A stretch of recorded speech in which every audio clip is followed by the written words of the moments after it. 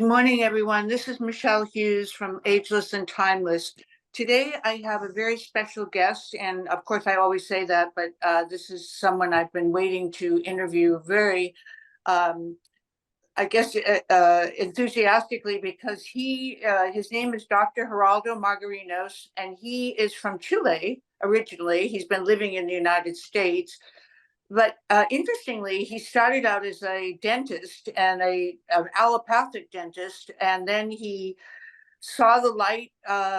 He'll tell us a little bit about how that happened, but he saw that his patients were not getting better, and he started studying naturopathic medicine. So rather than spoil the story, Dr. Geraldo, let me have you tell us, how did you make this transition from being an allopathic practitioner in the oral microbiome or in the dental world to being a naturopathic doctor in the functional medicine world, and get to the United States as well.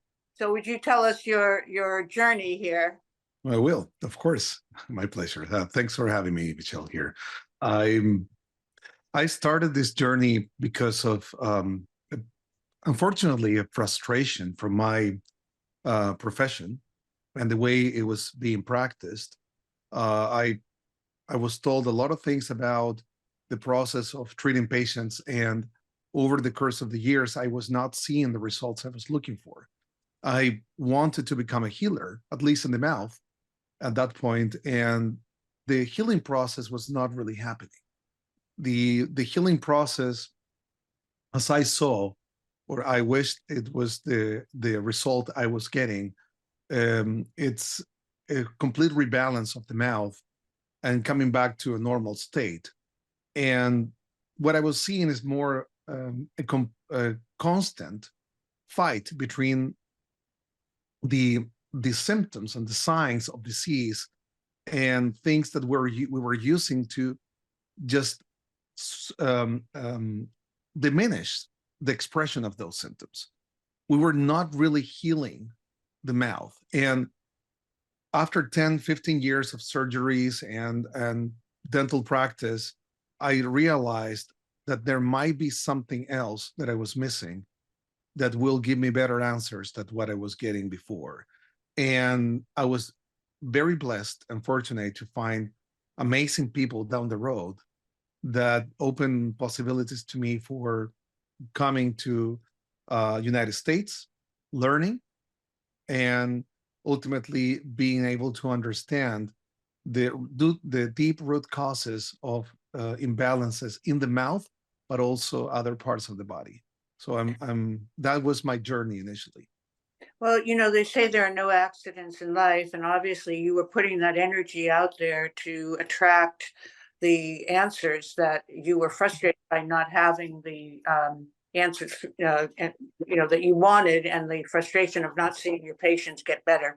So with all of that, who were those people that came into your life at that moment? If you can name names so people know who the mentors are. Oh, yes. Yeah, so let's talk about that for a moment. Yeah. My starting point came with Dr. Mark Berkowitz in New Jersey. He opened the doors of his practice for me to get in and see what he was doing in the biological dentistry world. And so another doctor from New Jersey, his name is Phil Mollica. He also was one of my biggest mentors in the biological dentistry world. And the third person that really created a huge impact on my growth was John Ausberger from Denver. We were working for a while in his clinic, and he was the one who brought a lot of attention to the connection of the mouth to the rest of the body. And he's very well versed. He's very knowledgeable in terms of the systemic connection of the mouth. Mm-hmm. And that was really one of my aha moments. It was like, wow, this is much more profound than I will ever imagine.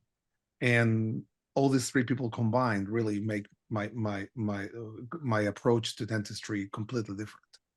So all three of these wonderful dentists were obviously in the field that you had been in for the 15 years or so prior. And then, but however, you made the transition from dentistry to medicine and went back to school to get the proper degrees for that. So what prompted you or incited you to change from those three mentors who were teaching you about the new found field of biological dentistry to becoming an expert in what you do today, which is microbiome? It was mostly an obvious path that has to be taken, because the microbiome, it's incredibly complex, and we need to look for the bigger picture first. And the bigger picture happens in the gut, not the mouth, although they're completely connected. And the mouth microbiome also is incredibly exquisitely diverse and complex on itself. But I needed the bigger approach to understand everything else. And so all these people, they brought attention to different areas and different fields, but I understood from the beginning, and it was at the very beginning of my journey, that if I didn't step back from dentistry and became more holistic approach, it was never going to happen. And I was never going to be able to grasp what I wanted in terms of understanding the systemic connections of mouth disease. Mm-hmm. What did happen that I was not expecting is that I was going to go through a journey that deviated completely my path from dentistry, Mm-hmm. and that I will become so passionate about the rest of the body, that the mouth still being a very important part of my profession and what I do today, it is not the whole picture now. It Mm-hmm. became another aspect of something that I believe is bigger. And at the end of the day, what I always say is that we can't really disconnect one part of the body with another. We can say that this is something separately that can be addressed on a more linear basis. Everything is connected from the body's perspective. We do the separation. And I think that medical professionals, we need to go back again to understand the body as a whole thing. That is such a brilliant statement and so valuable to most people who do not understand how the body is integrative and that one thing affects the other. And so, let's move to that subject, because I think it's so important for people to understand that, just take the microbiome, and we'll define that in just a moment. But we have several microbiomes in our body. We have the mouth, the oral microbiome, we have the gut microbiome, we have the sinus microbiome, we have the gut brain axis. So there's probably a microbiome in the brain which hasn't really been given much attention, I don't think, except for the gut brain access. So where does one start? Which microbiome, and let's define that before we get into the answer, but which microbiome is the master, is the host computer? Today's podcast is brought to you by Gematria Products. Gematria is based in Carlsbad, California, and they manufacture ultra high quality dietary supplements using QI technology. Qi, as you probably know, is the energy that runs throughout our bodies and is the basis of Chinese medicine. Use the code AGELESS and get 20% off your order. I highly recommend Gematria's products. I personally use the Complete Aminos, the Heart Gems, and the Methuselah Life, which is an RNA and DNA sublingual spray. The website to go to is www.gematria.com/QI-technology. And there you'll find out more about this fascinating company, their products, and the technology. Well, that's arguable. I will give you my definition, and I will give you my approach. And Again, most people will say before defining the microbiome that the gut microbiome probably is the master microbiome. Mm-hmm. I will tell you what I believe. The microbiome is the whole community of different types of microbial organisms that are living inside the body and outside of the body, around our body, in the skin. That includes fungi, bacteria, protozoas, viruses, and all together. Parasite. Yes, protozoas, parasites. So Mm-hmm. they in all this complexity of microorganisms, they live in different areas of the body, and the whole genomic load of them is defined as the microbiome. Mm-hmm. Um, Now, again, trying to separate things, it's convenient for understanding them, for studying them. So you go to the gut microbiome. Yes, you have the most diverse, the most complex community that we know from the microbiome. Other places are less diverse, less complex, but it doesn't mean that they don't play a huge role in our physiology. Mm-hmm. And if we have the ability to just laminate the body and try to spread it, and we will see that everything is connected. If we start looking, the division lines, they're not existent. So from the skin outside, you go into the mouth mucosal, then you go through the esophagus, then to the stomach, then to the intestines. Everything is connected.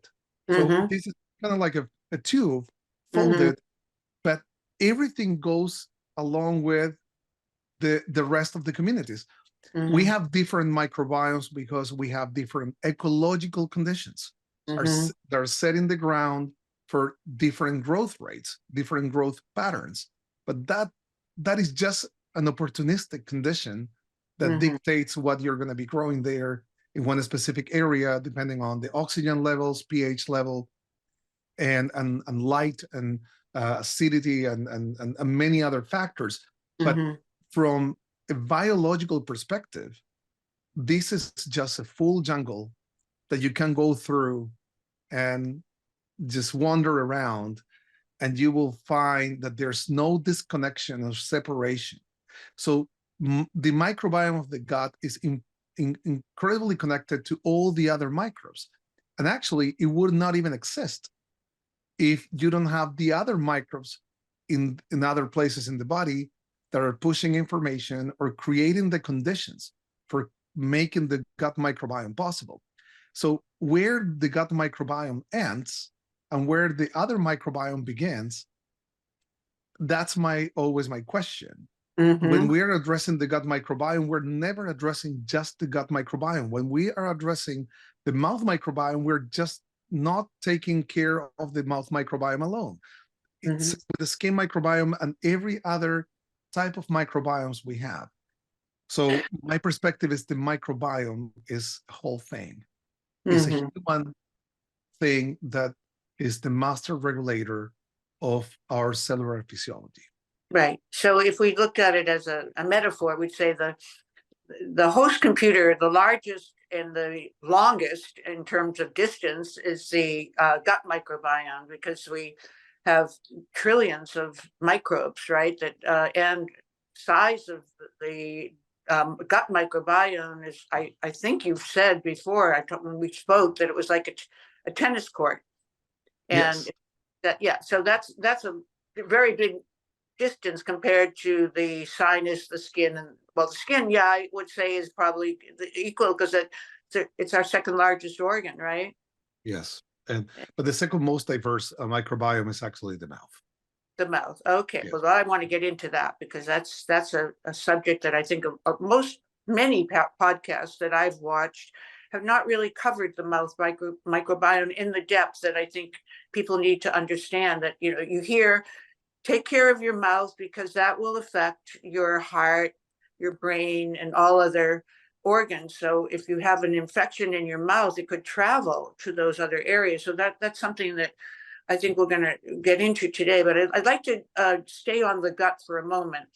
So let's just say, how many trillions of cells do you expect that we have in the gut? Well, it ranges pretty widely.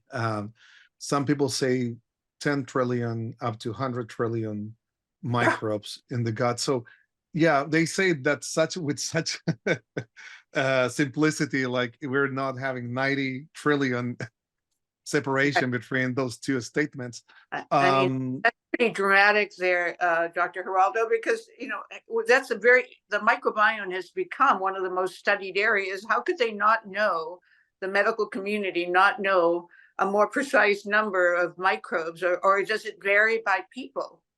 That's the thing. First of all, the microbiome adapts to where the ecological conditions are, and our whole us being the host, depending on what we do, what we live, where we live, what we're getting exposed to will change dramatically. So I've seen people with as little as 10, 20 microbial species detected on a metagenomic analysis, where other people are detecting 200, 250. So that's a pretty wide difference. And we're talking about human beings. This is not a separate species. We're talking about same human beings living in the same country with a huge difference in terms of the findings on their diversity levels. So we can't really expect. Sorry to interrupt you, but what's influencing that diversity? That's an amazing question, because that's the question, actually, because that's the challenge we're facing right now.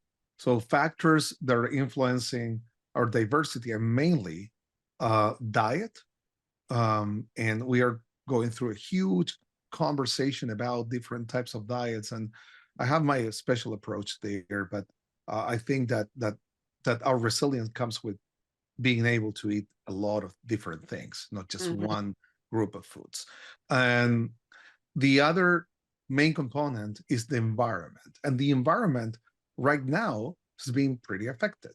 We have tons of toxins that we're getting exposed to on a daily basis. And that toxicological load is affecting the terrain where these microbes are living. And so we're exposed to probably non-disclosed antimicrobials every single day. And even though this is secondhand exposure, it's not intentional for most of the people. We are getting a load of toxins and antimicrobials that are affecting the microbiome in a very fundamental way. And we are challenged right now for the survival rate of our microbiome.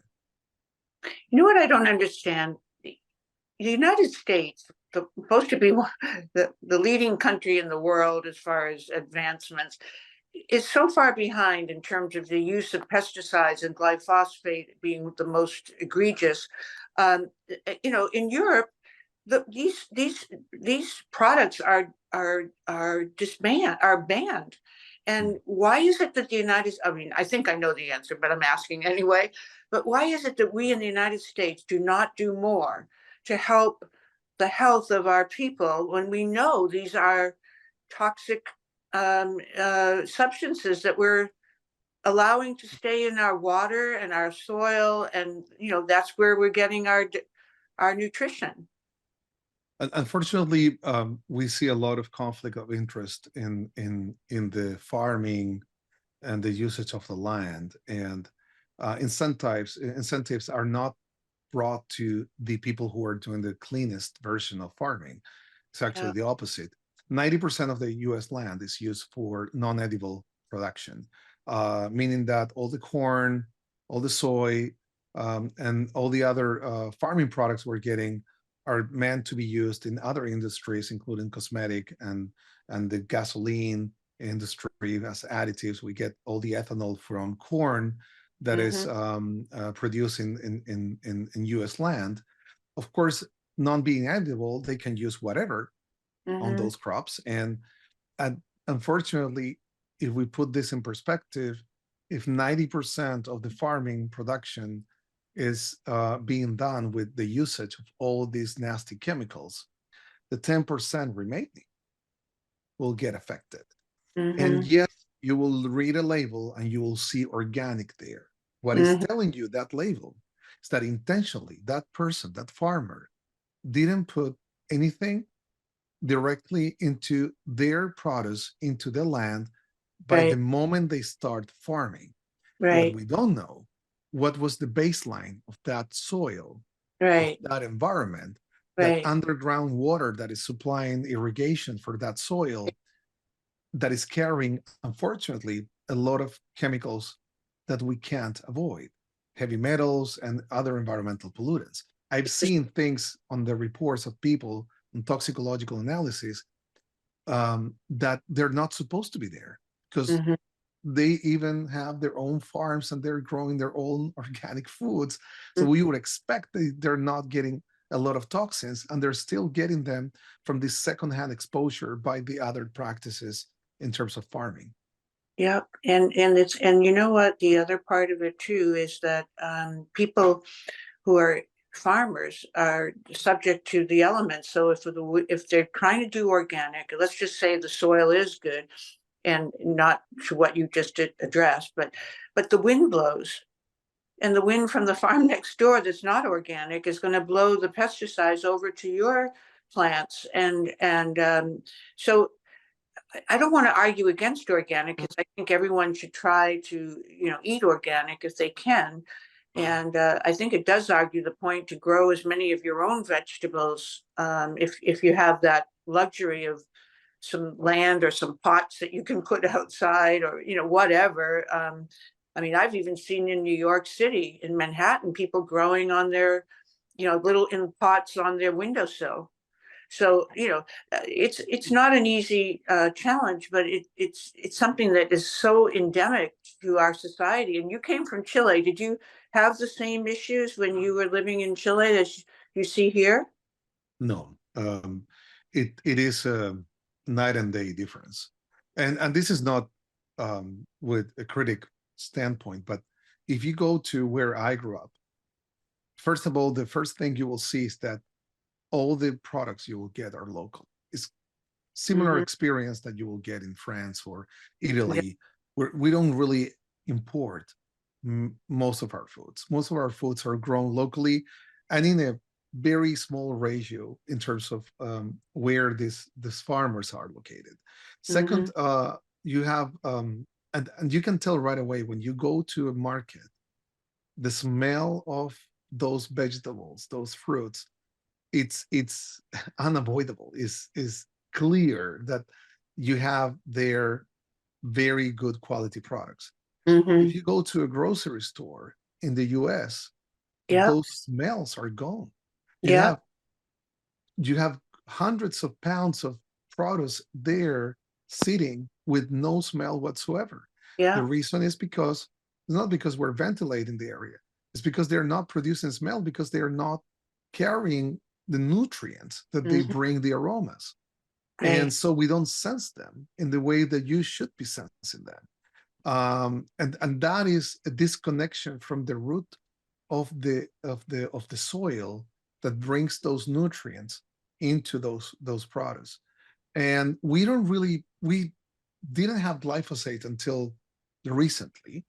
Yeah. Unfortunately, one person in the leadership of the country decided that it was going to be a good idea, which was a terrible idea.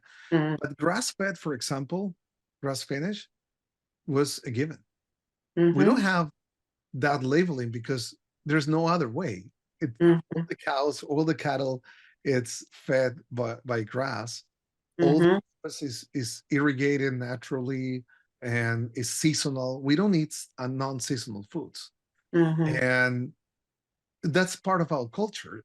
And I'm not talking that we're living in the middle of the farm where we have these capabilities. These are pretty modern cities, but they Right. were developing around this farming system Right. that was not touched by anyone for Right. for dozens of years. Now we're getting to see a little bit of the impact, but the good news is that farmers are still very respected in what they do, and Mm-hmm. people appreciate the quality of the seasonal products we're getting. Yeah. So hopefully that will remain.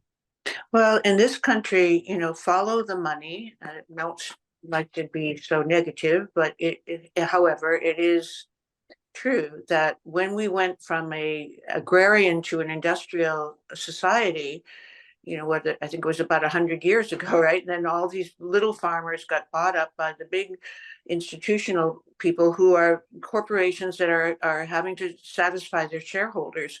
I mean, it all you can connect the dots. It's just that when you look at the fact that our healthcare is one of the most expensive and least effective, and this really does get right to the microbiome, because as you and I both know, that the percentage varies, but let's say 70 to 80% of our immune system is in our gut, so in our microbiome. So okay, so we've gotten into our little political thing, but it's very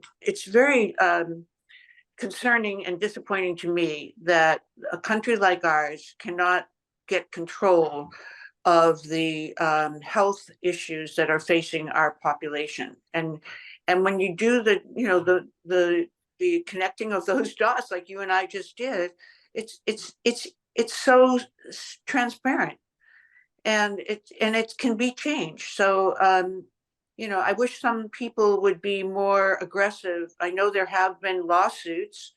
Mhm. That just doesn't seem to be enough. I think it has to start with the government making changes and being more directed towards the violations of and connecting, the medical, like what you've done in your world, in your life, to find that these are the victims are the people, but the perpetrators are the farming methods, and the water and the soil and all the these substances that are poisoning us, the toxins. Yeah. So, all right. So let's go back to the microbes and the gut. Okay, and then I want to go back. I want to trace this all to the other microbiomes that we mentioned earlier. So, and because you're a dentist by background, I think there's just so much that we can talk about, and that people will learn today, that they need to address their mouth and not ignore it. Like so many people are afraid to go to the dentist. I'm sure you've heard that many times in your life. So how does the mouth, as you said earlier, influence, because it starts in the mouth when we're eating our food. So how does the mouth then influence what's happening in the gut? And then how does the mouth get fixed so that those influences don't continue to present toxins to the gut?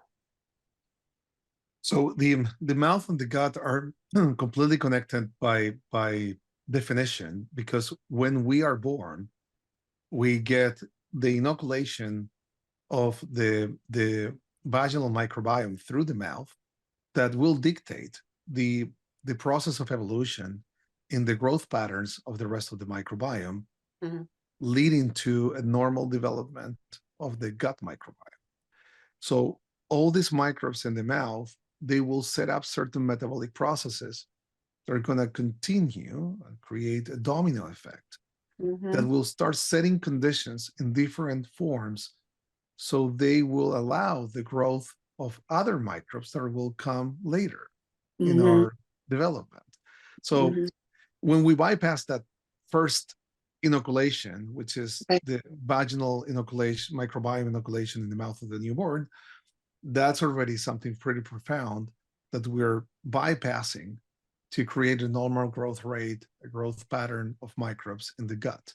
And that doesn't mean that we're not going to get something healthier Mhm. down the road. We can, of course, but if unfortunately the medical industry right now has been pushing the idea that we can bypass the two major events that will create colonization from the mouth into the gut, which are the delivery method and the breastfeeding.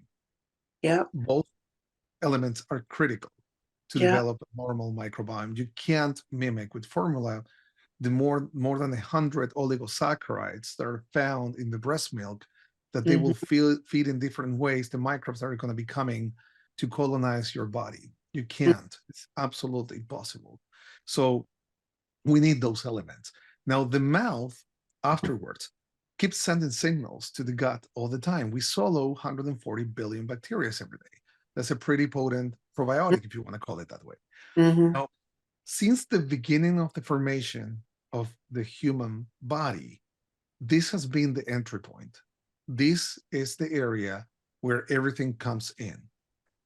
And in a sense of what will be the connection point of the human body with the rest of the environment, the mouth has one of the major roles in connecting us to what's going on around us. Okay. So everything we get in the mouth gets Yeah. grabbed, Mm-hmm. previously digested or analyzed, and then through the saliva goes downwards. Mm-hmm. What you mentioned already is the most direct connection, the most powerful connection we have with the immune system, the gut microbiome. So now these information pieces are coming from the mouth into the gut, read by the gut microbiome. And then with this information in place, we're going to be passing a certain amount of information to the immune system. And now the immune system knows what to do. If we have a dysbiotic mouth or we have a dysbiotic gut, which usually they correlate, Yeah. the information will not be passed properly. Yeah. And so the immune system doesn't know what's going on. The immune Mm-hmm. system doesn't have eyes or ears or nose. It can't really tell what's going on outside. Mm-hmm. There's a genetic passage that Mm-hmm. is going by minute, by the second, Mm-hmm. on a transversal form from microbes to our cells that are dictating what is going to be in terms of the immunological responses we're going to be creating. So the mouth and the gut are connected to that cellular level. And that's such a deep connection that Mm-hmm. if we alter any of these informational pathways, that's it. We're going to have an inflammatory response that is not normal. We're going to have an immune reaction that is not in balance. Okay, so how do we create an ideal microbiome in the mouth? Because that's where it's beginning. And, So, and what yeah, does that look like? What does that look like when it's an ideal, perfect condition? well, you want a self-sustainable mouth microbiome. So when we look at the mouth microbiome, it is complex because we have so many niches. That you Mm-hmm. have a different niche in each area that you can divide the mouth. And if you look at the gums, if you look at the cheeks, in the inner side of the cheeks, if you look at the palate, you look at the tongue, dorsum, and if you look at the mucosal areas, there's going to be a complete different microbiome in each area you're looking at. Mm-hmm. Now, even though these areas are different, and even though this cavity is open, we're exposing this cavity to multiple factors, environmentally speaking, biologically speaking, all the time, the composition of the mouth microbiome remains pretty consistent. So how that happens if we're exposing this to so many variables all the time, we have so much diversity in terms of the composition. The consistency in the composition and the stability of the composition of the microbiome comes with the fact that the nutrition of those microbes is coming from the gut microbiome. Oh, wow. So the gut microbiome feeds through the processing of foods in the digestive tract, Mm-hmm. feeds the mouth microbiome. We have something called enterosalivary circulation. Mm-hmm. And that was one of the major findings that allows us to understand the secondary pathway for the production of nitric oxide Mm-hmm. on the 90s. But down the road, we have been doing a lot of research, and we have been finding that this enterosalivary circulation, along with the crevicular fluid, which is a fluid that comes in between the gums and the teeth structure, those two fluids are the major sources of nutrients for the mouth microbiome. Now, these nutrients are flushed through this enterosalivary circulation and some of the systemic circulation from reabsorbed nutrients that we already digested in the gut, that they're now coming back to the mouth cavity for feeding our mouth microbes evenly and consistently, which is something that doesn't happen if we just rely on whatever we're chewing on a random basis. That will be the most uneven, the most inconsistent feeding process ever, and it will not allow a consistent growth rate of the mouth microbes. That will never exist. But we have this beautiful connection. So now, how we keep a mouth microbiome healthy?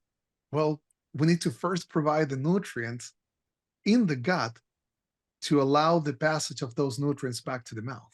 Well, this is very interesting because the way I was imagining this, as we talked earlier, is that because the mouth is where it all begins, but you're saying that it's a circular system, and so yes, you start chewing in your mouth, you swallow in your mouth, but it's when it hits the gut microbiome that the real transition of the positive versus negative can happen.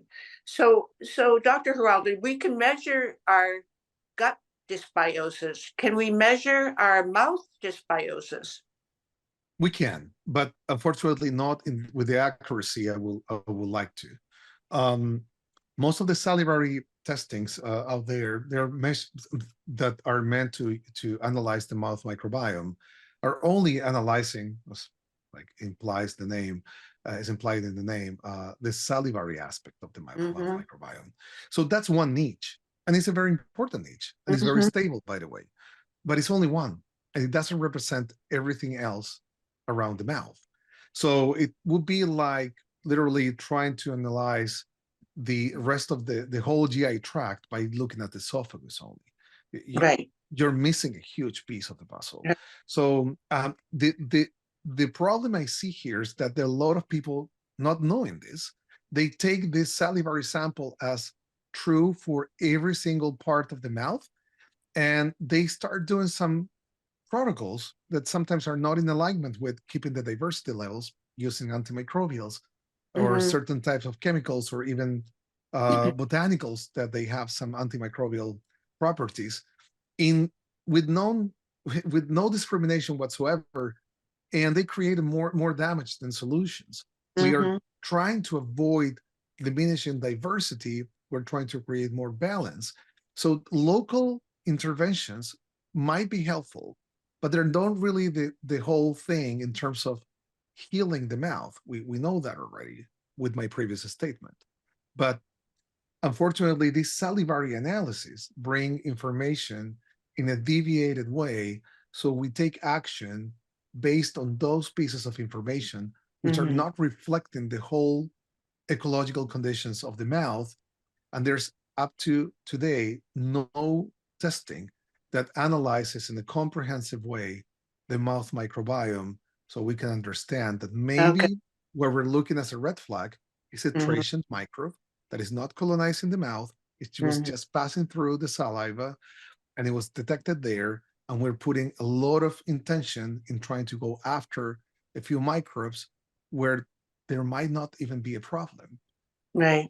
Okay. So we know with the gut that we're supposed to take, prebiotics, probiotics, and postbiotics. That's the new, it seems like the new direction that has come out of all this research about healing the gut. Do you agree with that approach for putting some kind of supplementation? I realize that the baseline is the diet and the water we drink and the stress that we hopefully reduce, and all those things that we all should know are at the base. But when you get to the next level and you want to take a more advanced cutting edge approach, are those three categories of probiotics, are they valuable to you, and do they then affect the mouth, or do we have to take a special supplement for the mouth, which I've asked my dentist about that in the past, and he said it's just a waste of money, but that was his opinion. So let me hear what you have to say about supplementation. So there is a value, of course, in certain probiotics and postbiotics and prebiotics. We can use them with certain intentions. I'm not saying they are the right fit for everyone, and that we have to use them on a long-term basis. Some of them are meant to be used for a certain amount of time for assisting a rebalancing process of the gut Right. microbiome in this case. Right. Um, there's a major component in gut balancing that is missed, and it's the support organ functionality. And Mm. that is usually not added to those protocols. So Mm. I Will you agree. explain what that means? Yes, of course. So as I said before, the microbial growth and the microbial balance comes with the ecological conditions being rightly set. So you Mm-hmm. want them to be with the proper amounts of oxygen, the proper pH, and proper settings that allow the growth rate of certain microbes and not others. And the whole conversation about SIBO and IBS and other types of diagnosis on the GI world, they're just a different setting that we put in that segment, in that area of the gut that is not properly for, it's not proper for the type of microbes we're trying to grow. Mm-hmm. Now, what really makes the ecological conditions to be set in the right way and become consistent? Well, the organs that we have around our gut, Mm-hmm. especially the liver Yeah. and the gallbladder, Okay. which are completely understimulated or overwhelmed at this point in the average communities. We see livers with cholestasis all the time, not proper bile flow. The gallbladder is not flushing bile acids, bile salts in the proper way. The emulsification process of the fats is not going in the right direction. And enzymes from the pancreas are not being produced properly. That, along with a huge amount of people on PPIs and antacids and not producing enough of the acid that is needed for breaking down things, for creating also the filtering barriers, for not allowing certain microbes to get in the gut, because that's another role that bile and stomach acid play, which is a Yeah. filtering barrier for microbes. All of Right. these things, if they're not properly taken care of, you can take a probiotic for 20 years. It's not going to make anything good for you, even though all the research is backing up the benefits of that probiotic. And the Right. reason is because those microbes are never going to get in a balanced state if they don't have the ecological conditions needed for them to grow normally. Mm-hmm. And so that is, for me, the comprehensive approach. And Mm-hmm. that is also what sets the proper conditions in the mouth. Right.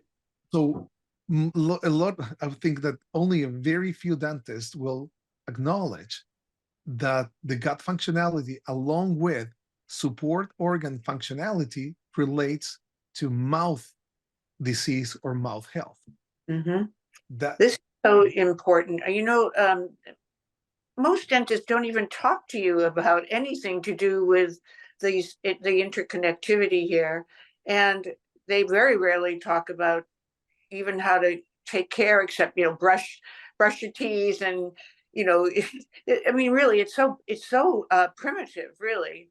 And so one of the things that I was wondering about is the spore biotics are seeming to be much more absorbable and get through the GI tract, where the acid often kills the traditional probiotics. So do you believe that the spore biotics can be a better solution? And does that also affect the mouth as it would hopefully improve the gut and even the organs and the pH and the other issues that you just brought up? yes, there's two ways of seeing probiotics at this point, and the problem is we have this connection between what we're being told by the probiotic industry and what probiotics are meant to do in the body. I told you before, we have a set of barriers. Yeah. So non-spore forming bacteria, which are Yeah. the traditional probiotics, lactobacillus, bifidobacterium, those things that we typically see on the standard formulations, are non-spore forming bacteria. Mm. They were never meant to cross alive the stomach acid barrier in the first Right. place. So now we have an industry telling you that we're going to put double coating and other mechanisms to try to bypass that Mhm. GI barrier. Right. And why? They were meant to get killed because there's such a disconnection in the utilization of those probiotics. We don't need the active living form of those bacteria. Those bacteria are grabbed initially in our lives. We're not supposed to get them later. The only reason we want them, and they might be beneficial, is because of the information that they're coming with that is read by your gut microbiome. That's the only critical point. Well, But Dr. Haroldo, excuse me, yes, but if they don't make it through and they're meant to basically die before they ever get to where they belong, would they affect the mouth because they're starting in the mouth, or do they have to go through a digestive process to be circling around to get back to the mouth? And that will not happen if they're getting killed. The traditional. Yeah, we don't have really good research about the potential benefits of traditional probiotics in the mouth. But if we fix to a certain extent the status of the gut, use them, we will, of course, have a positive effect on the mouth as well. So working on your gut makes total sense for fixing the mouth. The spore-based probiotics, they're meant to cross that barrier alive because they're spores at the time that they're crossing that barrier. So they can survive, and they will develop as a full-grown bacteria by the time that they find that the conditions are the right ones for growing and creating this bacteria that now will be actively interacting with your gut microbiome. And they do this by using something called quorum sensing, which is literally talking to each other and getting a sense of what's going on. When they get a sense of what's going on, they can do two things. They can create antimicrobial peptides to lower the growth rate of certain bacteria that they might be overgrowing at that point. It will stimulate the production of certain nutrients. They can even become their own nutrients. They can just literally kill themselves and become nutrients for certain bacteria to produce things that are needed in that ecosystem. So they create this balancing effect. So that's why I praise and I like so much spore-based probiotics, because they do have this quorum sensing ability that is more beneficious than a certain specific set of genes that we can get from the standard probiotics that might have some benefits. And I'm not saying they don't give benefits, but for those probiotics, I want my fermented foods. I want my raw kefir or my raw milk, or I want my sauerkraut. I can get them there directly. I don't need a probiotic for those. Oh, For the spores. I'm really glad you brought this up because, I did have Krishnan from the co-founder of Microbiome Labs. I don't know if you know. I think we talked about him. Yeah, Dear so friend he's of mine. Amazing guy, brilliant. Yeah, he's brilliant. And, we did address that. And yes, I forgot to even bring that up, but everybody should know, if you haven't gone shopping this week and you go to your store, get the sauerkraut. That the fresh is better. They do have Eden makes a glass jar version, but I think when I look at the Eden versus the fresh, I always go for the fresh. So and you can make your own, but most people are too busy. But sauerkraut is one. Kombucha you can buy at Whole Foods. I buy it in the biggest bottle they make, and drink that. If I just, like, after I work out, I'll have a little glass of kombucha. And then you mentioned, I know kimchi, a lot of people take that, but I find that too spicy, but some people like spice. So that's a one. And then tempeh is okay, right? Because tofu you shouldn't really be eating because it's not fermented soy, and soy can be an estrogen, affect your estrogen levels, and so tempeh is okay, I guess, right? Do you agree with that? Okay. Yeah, I mean, everything could be okay in certain amounts. My biggest concern is that we have this mindset of thinking that if something is good, more is better. And fermented foods are pretty active and pretty potent if they're done right. And it doesn't make sense. We got these beautiful brands of kombucha, but they're selling half a liter bottles. And we think, okay, we're getting a half a liter bottle. We have to drink half a liter of kombucha on the daily. Yeah. No ancient Yeah. culture will do that. They Yeah. will eat this amount, or they will drink this amount of Right. kombucha in a daily basis. They Yeah. don't eat a full plate of fermented foods because, of course, you're going to get immunological reactions. You're going to Right. get histamine problems in Right. many cases. It's not how it's meant to be eaten. We have a problem with sizing, especially, unfortunately, in the United States. Yes. And that also comes with digestive issues. A lot of people are blaming the type of foods and Yeah. not thinking about the amounts, the Yeah. portions that they're That's putting so in their.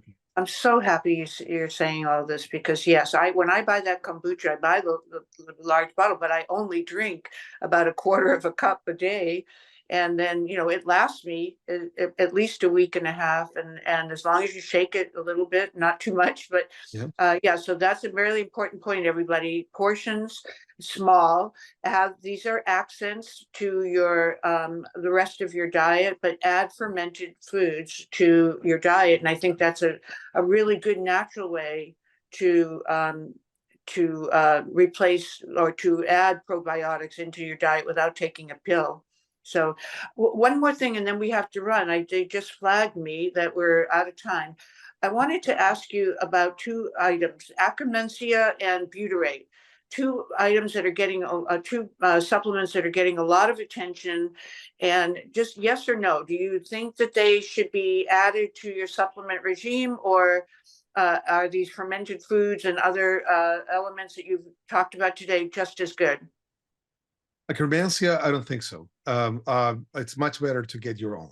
And Akkermansia is a strict anaerobic bacteria that will never colonize in a probiotic form, even with all the enteric coatings or double coatings and anaerobic capsules. That still doesn't give the properties. And we have pretty good evidence showing that anyone who is on a probiotic containing Akkermansia, if they stop taking Akkermansia probiotics after a month, they don't have detectable levels of Akkermansia in their stool samples.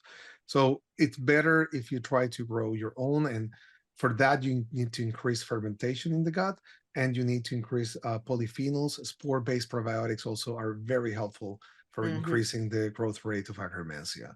Okay. Butyrate, when it comes to sodium or calcium or magnesium butyrate, I'm not a really huge fan. Mm-hmm. They're very poorly absorbed and utilized. Tributylene, on the other hand, can become a useful tool for people who are deficient in butyrate production, because the cool thing about tributylene is that not only helps with the butyrate levels for a certain time, but also increases the production of your own butyrate. Yes. So, so over like for a time frame of 3 months up to 6 months, you can use tributylene to try to help assisting the production of butyrate from your own microbiome. And if you're becoming proactive and you're doing all the other good things you need for Mm-hmm. increasing the butyrate production, this could be a good tool for getting you into a better place.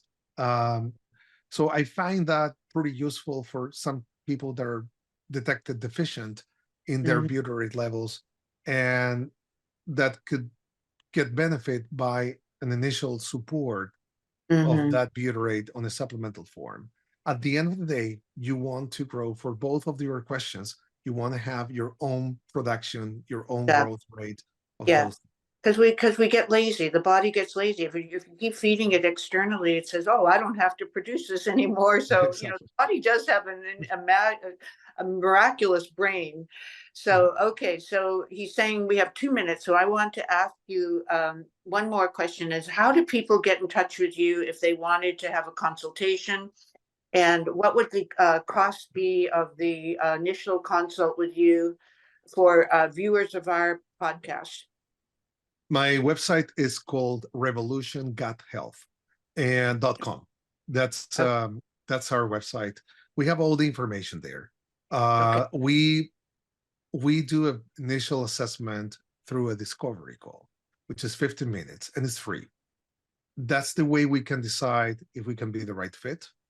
I don't Okay, want good. anyone to be paying consultations without knowing first what to expect and what we can do, and maybe sometimes we can't do much. But that initial consultation gives us the clues for that purpose. And after that, I try to keep my pricing pretty low. actually. My consultation costs $250, which is, I think, pretty affordable compared to the market. How And long is that? How long is usually that consult? 30-40 minutes. Okay.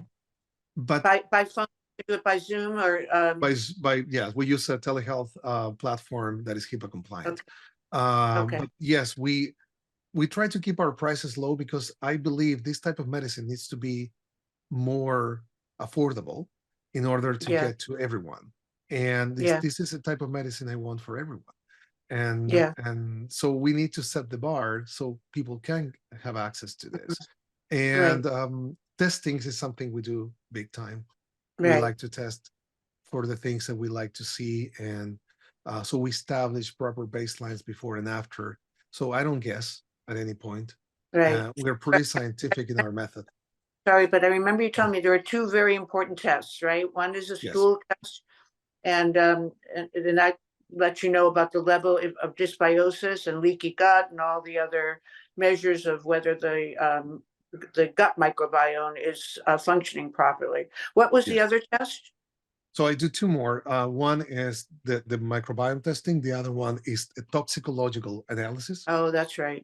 that I do a comprehensive analysis of environmental toxins, heavy metals, and mycotoxins, Mm-hmm. PFASs all together.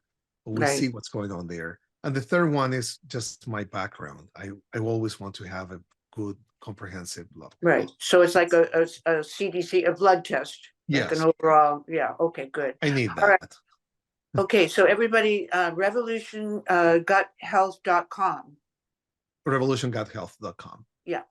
And so Dr. Geraldo is, he will personally interview you if you want to talk to him for the first 15 minutes to see whether you're a fit. And then after that, if you are, you would be taking these 3 tests.